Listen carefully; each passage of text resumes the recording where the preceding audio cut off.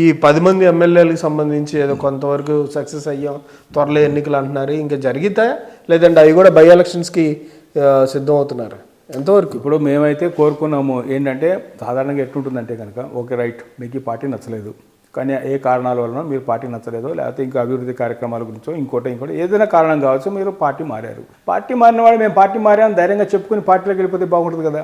లేదా వాళ్ళు ఎలక్షన్కి పోవాలి. చట్టం ఏం చెప్తుంది? ఇప్పుడు చట్టంలో ఇప్పుడు ఏంటంటే జరుగుతుంది ఏంటంటే ప్రాబ్లం ఏంటంటే ఓటరుకి చట్టము ఓటు హక్కు కల్పించింది.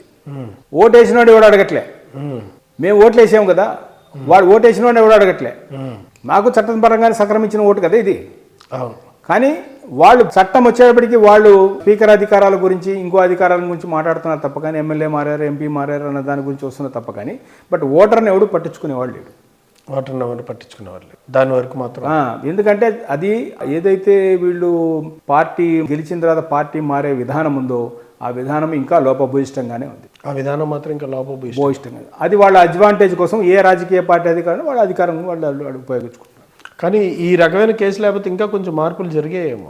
ఇంకా ఈ కేసులు రన్ కాకపోతే ఇంకా కొంతమంది అటు రావడం ఇటు రావడం జరుగుతూ ఉండేది. ఇప్పుడున్న పరిస్థితుల్లో ఎవరేమనుకున్నా జూబ్లీ సెలక్షన్కి దీనికి సంబంధం లేదండి. బట్ తీవ్ర ప్రజా వ్యతిరేకత ఉంది. ఎమ్మెల్యేలు కూడా గ్రహించినారు. ఎందుకు వెళ్ళినామా అనుకునే వాళ్ళు కూడా ఉన్నారు, లేకుండా ఏం లేదు. ఎందుకు వెళ్ళినామా అని చెప్పి రాబోయే కాలంలో నేను అనుకోవడం ఏంటంటే ఎవరు ఇంక వెళ్తారు వెళ్ళాలని నేనైతే అనుకోవట్లేదు. ఎందుకంటే వాళ్ళు చెప్పినవన్నీ కూడా అమలుపరిచి ఉండి ప్రజల నుంచి మంచి పేరు తెచ్చుకుని ఉంటే డెఫినెట్గా మార్పు జరిగే అవకాశం ఉండేదేమో మనం చెప్పలేము. కాకపోతే ఇప్పుడంతా ప్రజారంజక ప్రభుత్వం అయితే కాదు, అంత ప్రజారంజక 100% కాదు.